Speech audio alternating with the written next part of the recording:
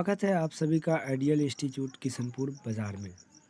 तो आज के इस वीडियो में हम बताना चाहता हूँ कि उम, क्लास 10th का मैट्रिक एग्ज़ाम होने वाले हैं 2023 में, जो कि 17 फरवरी से प्रारंभ होने वाले हैं। और इसमें जो साइंस का सेट होगा, पूरे वस्तुनिष्ठ प्रश्न 80 रहेगा, जिसमें से बच्चों को 40 प्रश्न का ही उत्तर देना है। प्रत्येक प्रश्न का 4 विकल्प रहेगा, यानी 4 ऑप्शन रहेगा, जो ओमार शीट पे भरना है। और किस तरह से ऑब्जेक्टिव रहेगा, किस तरह से सब्जेक्टिव रहेगा, सारी इस वीडियो में चर्चा करेंगे। साथ ही आप जो थंबनेल पे देखा है वो भी बताएंगे कि क्या होता है। तो कह रहा है प्रकाश के परावर्तन के कितने नियम होते हैं। प्रकाश के परावर्तन के कितने नियम होते हैं, तो 2 नियम होते हैं। सबसे पहले तो ये होता है कि आपतन कोण परावर्तन कोण आपस में हमेशा बराबर होता है। आपतन कोण की जगह परावर्तन कोण की जगह आपस में बराबर होता है। दूसरा नियम होता है आपतित किरण, परावर्तित किरण तथा आपतन बिंदु पर डाला गया लंब तीनों एक ही तल में होते हैं। प्रथम नियम होते हैं आपतन कोण परावर्तन कोण की जया आपस में बराबर होते हैं। दूसरा होता है आपतन कोण आपतित किरण, परावर्तित किरण तथा आपतन बिंदु पर डाला गया लंब तीनों एक ही तल में होता है। अगला क्वेश्चन है कि एफ बराबर आर बटे टू। एफ बराबर आर बटे टू सत्य है केवल अवतल दर्पण में, उत्तल दर्पण में और ए बी दोनों में।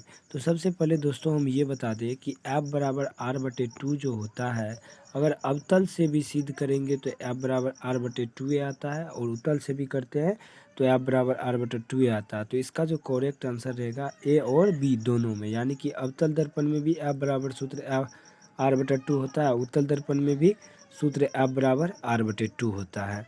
अगला क्वेश्चन है दाढ़ी बनाने में किस दर्पण का उपयोग किया जाता है। दाढ़ी बनाने में किस दर्पण का उपयोग किया जाता है, तो उसका आंसर है अवतल दर्पण का। दाढ़ी बनाने में किस दर्पण का उपयोग किया जाता है, तो अवतल दर्पण में। निम्नलिखित में से किसका अपवर्तनांक सबसे अधिक होता है, तो हीरे का होता है। हीरा का अपवर्तनांक जो होता है वह 2.42 होता है। हीरा का अपवर्तनांक 2.42 होता है। एक गोलीय दर्पण की फोकस दूरी 20 सेंटीमीटर हो तो गोलीय दर्पण कैसा होगा। गोलीय दर्पण कैसा होगा, तो सबसे पहले ये बता दे, अगर प्लस में डी दिया, अगर प्लस में फोकस दिया है तो उत्तल होगा, अगर माइनस में फोकस दिया रहता तो अवतल रहता। अगर प्लस में दिया रहे तो प्लस अवतल और माइनस में अवतल होता है। अगला आगे चलते हैं।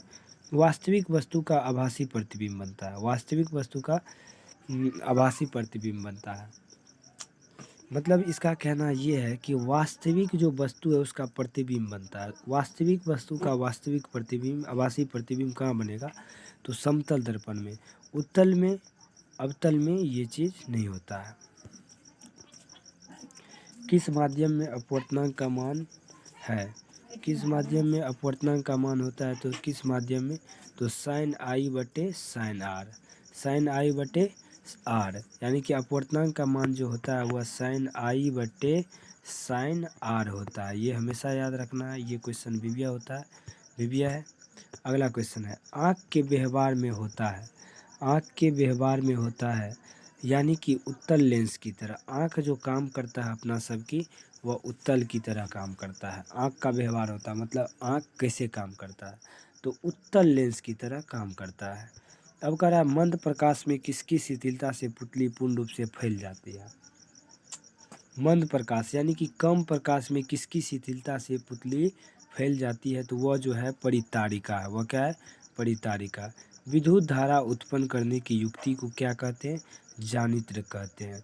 यानी मशीन जो होता है वह क्या करता है, विद्युत धारा को उक्ति करता है। अगला है एमीटर से निम्नलिखित में से किसे मापा जाता है। एमीटर से किसको मापा जाता है। एमीटर से किसको मापा जाता है, तो धारा को मापा जाता है। एमीटर से किसको मापा जाता है, धारा से। विभवांतर का ऐसा ही मात्रक क्या होता है, वोल्ट होता है। विभवांतर का ऐसा मात्रक वोल्ट होता है। बैटरी से किस प्रकार की धारा प्राप्त की जाती है। बैटरी से किस प्रकार की धारा प्राप्त की जाती है, तो एक चीज़ ध्यान में रखना, डीसी एक होता है एसी। डीसी मतलब डायरेक्ट करंट, यानी कि डायरेक्ट करंट, और एसी मतलब अल्टरनेट करंट। अब देखिए जब बैटरी से धारा प्रभावित किया जाता है, डायरेक्ट बैटरी से अगर धारा प्रभावित किया जाता है तो डायरेक्ट क्या होता है, करंट आ जाता है। डायरेक्ट क्या होता है, करंट चला आता है, इसलिए इसे डायरेक्ट करंट कहते हैं। यानी कि डिस्ट धारा, बैटरी से कौन सी धारा प्रभावित की जाती है, डिस्ट धारा। वही अगर पूछा जाए बिजली से तो वह क्या होगा, प्रत्यावर्ती धारा, अल्टरनेट करंट, अल्टरनेट करंट। अगला क्वेश्चन सा है कि निम्न में से कौन सा संबंध सत्य है, निम्न में से कौन सा संबंध सत्य है। तो ये जो संबंध है या V बराबर आई आर, ये संबंध क्या है, सत्य है, V बराबर आई आर। अब अगला क्वेश्चन बहुत ही लाजवाब और भिविया क्वेश्चन है 15 का, जो काफ़ी महत्वपूर्ण है, कई बार पूछा गया है। कह रहा है 10 ओम एवं 20 ओम के दो प्रतिरोध को श्रेणी क्रम समतुल्य प्रतिरोध में जोड़ा जाता है।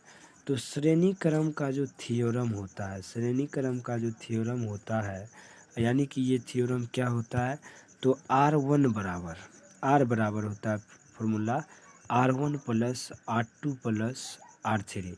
इसमें काय गो प्रतिरोध है, एक तो 10 ओम है, एक 20 ओम है। दो गो प्रतिरोध है, तो 10 ओम प्लस 20 ओम मतलब क्या हुआ, 30 ओम, 30 ओम मीटर। तो यानी कि इसमें जिसका ऑप्शन नंबर 30 होगा उसका आंसर सही है। 1 MA बराबर कितना होता है, तो 10⁻³ एम्पियर होता है। 1 MA बराबर क्या होता है, 10⁻³ MA। अब देखिए भिविया क्वेश्चंस का बौछार लग गया है। ये जो क्वेश्चन है 17 नंबर का, ये काफ़ी इंपॉर्टेंट है। करा विद्युत बल्ब का फिलामेंट होता है, यानी कि बल्ब जो होता है, बल्ब जो होता है जो हमारे घरों में उपयोग किए जाते हैं, तो वो उस बल्ब का जो फिलामेंट होता है वो किसका होता है, टंगस्टन का होता है। किसका होता है, टंगस्टन का। चुंबक के भीतर चुंबकीय क्षेत्र रेखा की दिशा, चुंबक के भीतर चुंबकीय क्षेत्र रेखा की दिशा किसकी ओर होता है। ये है फ्लेमिंग के दक्षिणी हस्त के नियम पर आधारित प्रश्न है, जो दक्षिण ध्रुव से उत्तर ध्रुव के और साउथ पोल से नॉर्थ पोल की ओर। अगला क्वेश्चन है कि विद्युत मोटर प्रभावित करता है, विद्युत मोटर परिवर्तित करता है। तो विद्युत मोटर जो होता है वह विद्युत ऊर्जा को यांत्रिक ऊर्जा में क्या करता है, बदल देता है। अगला क्वेश्चन है विद्युत फ्यूज विद्युत धारा के किस प्रभाव पे कार्य करता है। यानी कि हमारे घर में जो फ्यूज लगा होता है, यानी कि बल्ब जलाने के लिए जो फ्यूजर होता है, उस क्या होता है, किस पे आधारित रहता है, उष्मीय पर, चुंबकीय पर, रासायनिक पर। ये तो ऑप्शन हो ही नहीं सकता है, कौन नहीं हो सकता है, देखिए इनमें से ये तो कभी नहीं हो सकता, रासायनिक चीज़ों पे तो आधारित हो ही नहीं सकता।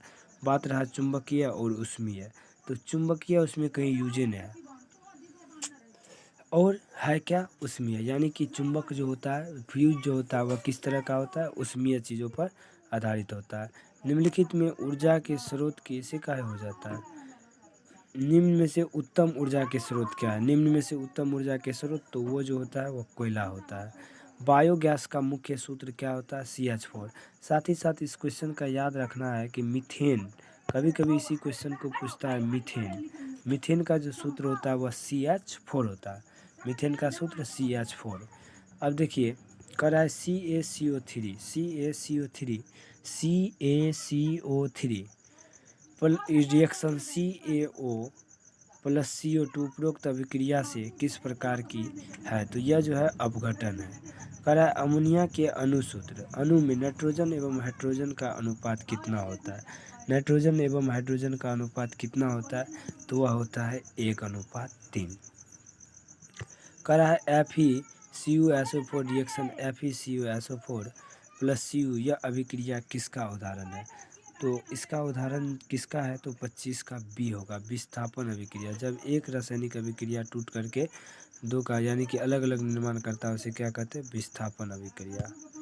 अगला क्वेश्चन देखिए सिरका में कौन सा अम्ल पाया जाता है, सिरका में, बहुत अच्छा क्वेश्चन है, यानी कि खट्टे चीज़ों में कौन सी अम्ल पाया जाता है, तो इसका जो आंसर होगा वह होगा एसिटिक अम्ल। क्या होगा, एसिटिक अम्ल। निम्न में कौन क्षारीय ऑक्साइड है, निम्न में कौन क्षारीय ऑक्साइड है, तो इसका जो सही आंसर है वो क्या होगा, डी होगा, Na2O। साथ ही ये याद रखना है कि सिंगल बॉन्ड OH यह किसका क्रियाशील मूलक है, तो यह जो होता है वह अल्कोहल के होता है, किसका होता है, अल्कोहल का, CaOCl2। ये किसका सूत्र है, याद करके कमेंट करके बताना है। धात्विक ऑक्साइड को किस प्रकार का ऑक्साइड कहा जाता है, धात्विक ऑक्साइड को किस प्रकार का ऑक्साइड कहा जाता है, तो क्षारीय ऑक्साइड कहा जाता है। कौन सी ऑक्साइड? क्षारीय ऑक्साइड। निम्न में कौन दुर्बल अम्ल है? तो अम्ल कौन है? HCl। निम्न में कौन दुर्बल अम्ल है? तो वह क्या होता है? HCl। अगला क्वेश्चन है कि आधात्विक ऑक्साइड को कहते हैं। आधात्विक ऑक्साइड को क्या कहते हैं? तो अगला जो क्वेश्चन